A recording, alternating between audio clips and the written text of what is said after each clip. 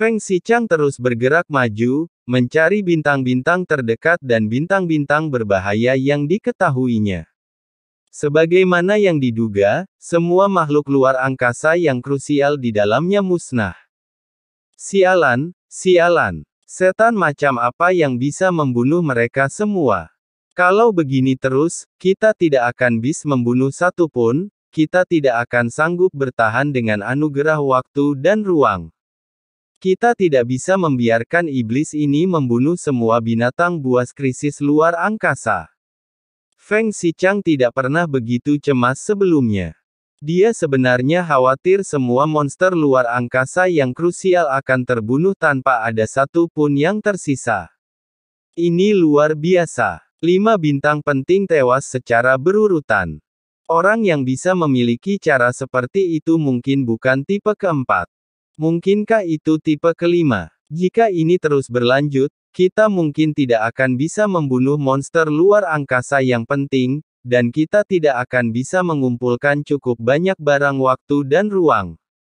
Kuai Feng Xichang kita tidak berani menunda dan membawa kedua gadis itu menuju binatang luar angkasa kritis berikutnya dengan kecepatan penuh. Para Raja Roh yang bertindak secara terpisah juga mulai menemukan petunjuk dan mengirim sejumlah besar hantu roh untuk mencari. Mereka segera menemukan bahwa bintang-bintang tersebut telah musnah seluruhnya, tidak meninggalkan satu pun makhluk luar angkasa. Mengikuti petunjuk tersebut, mereka mulai mencari Xiao Yan dengan panik, dan Xiao Yan tidak berhenti. Namun, sekarang dia hanya membunuh binatang buas krisis luar angkasa. Tingkat kekuatan klon Golden Cicada masih meningkat. Masih belum cukup untuk mendekati tingkat ke-6 tanpa batas. Bagaimana dia bisa menembus level ke-6? Xiao Yan sedikit mengernyit. Setelah membunuh 2 makhluk luar angkasa penting lainnya, emas ruang waktu yang terkumpul telah mencapai 23.000 keping, tetapi itu jelas masih belum cukup.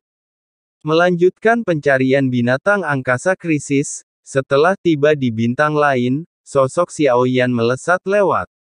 Ada makhluk lain di bintang ini, yang membuat Xiao Yan terlihat mencurigakan. Bagaimana bisa ada kaisar abadi dan tidak ada aura aneh seperti fluktuasi jiwa? Mungkinkah itu hantu dari istana surgawi? Xiao Yan segera menggunakan metafora untuk menyembunyikan auranya. Kekuatan roh-roh hantu itu sedemikian rupa sehingga mereka tidak dapat lagi mendeteksinya. Lalu dia mengamati angka-angka ini. Seperti dugaan Xiao Yan, ke-7 atau 8 orang ini semuanya adalah Wutong Baimu dan semuanya adalah roh hantu. Sungguh menarik bahwa mereka, Tianren Mansion, tampaknya berusaha sekuat tenaga untuk menemukan saya. Rasa krisis yang dirasakan tidak berasal dari istana Tianren, tetapi dari sesuatu yang lain.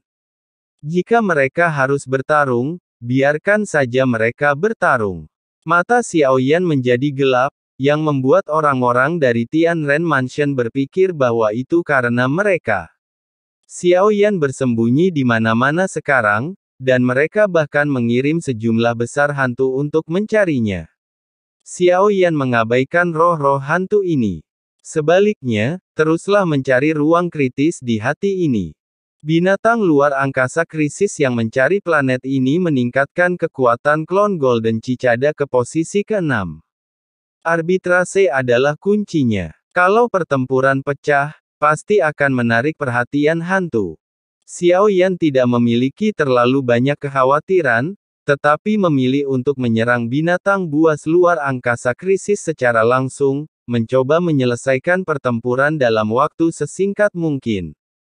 Pertarungan melawan monster luar angkasa yang berbahaya itu begitu sengit, hingga menarik perhatian orang-orang kuat lainnya di planet ini.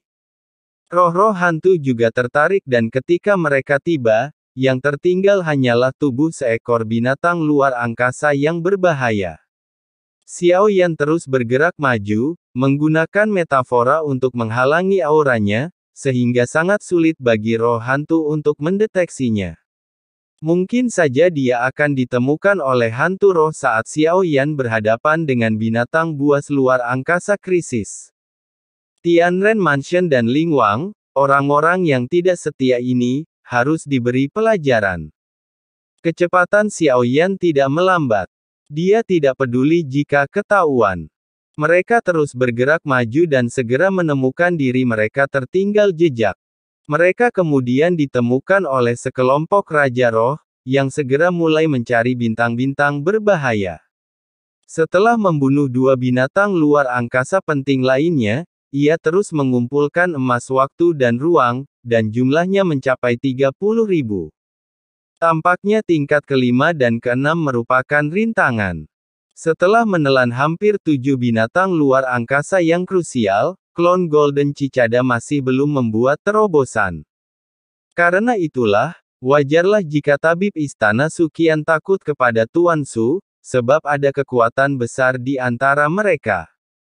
Meskipun para Raja Roh dari istana Tianren dicela itu tidak menemukan Xiaoyan, mereka telah menemukan sesuatu yang aneh.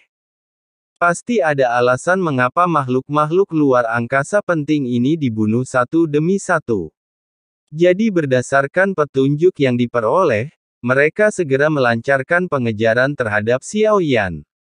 Bepergian melalui berbagai bintang kritis dengan kecepatan cepat. Dan Xiaoyan berada di posisi ke-8. Ini bukan bintang, tetapi peringatan. Langit penuh dengan gunung berapi, tidak ada uap air, dan yang mengalir di benua itu bukanlah sungai, tetapi magma yang mendidih.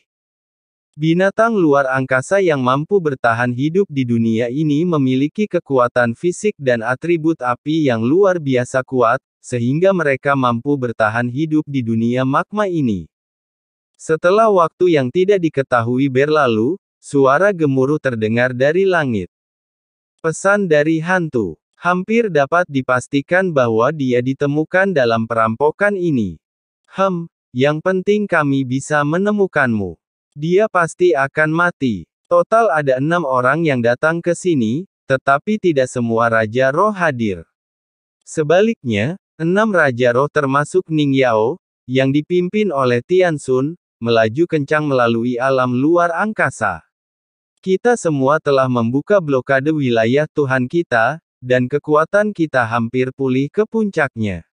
Orang yang disebut sebagai reinkarnasi yang mulia itu adalah Kaisar abadi ratusan tahun yang lalu, tetapi dalam kurun waktu sesingkat itu, dia paling-paling adalah dewa abadi. Tingkat pertama, apalagi tingkat pertama, bahkan tingkat kedua. Di bawah pengepungan gabungan kita, semua musuh di tingkat ketiga terbunuh tanpa ragu-ragu, dan 6 pelangi panjang belum juga mendekat. Mereka mulai berbicara satu sama lain, mata Tian Xun dan Ning Yao tampak serius dan gila. Bagi mereka, mereka memiliki kebencian langsung terhadap Xiaoyan, dan mata serta tubuh mereka memancarkan fluktuasi pembunuh yang kuat. Dia meningkatkan kecepatannya hingga batas maksimal, berharap dia bisa segera mencapai Xiaoyan. Setelah beberapa saat, beberapa pelangi panjang berhenti, dan tidak jauh dari mereka, sebuah sosok tegak berdiri dengan satu tangan tanpa gigi. Rambut di belakangnya berkibar otomatis tanpa angin, dan api terus-menerus berkobar dan menyebar di sekelilingnya. Sosok itu tak lain adalah Xiaoyan yang telah lama menunggu di sini. Haha, kamu benar-benar berada di sini. Tampaknya dia telah memikirkannya matang-matang dan menyadari bahwa bagaimanapun caranya dia melarikan diri, dia akan tetap mati. Mulut Ning Yao melebar hampir ke telinganya saat dia tertawa hampir gila.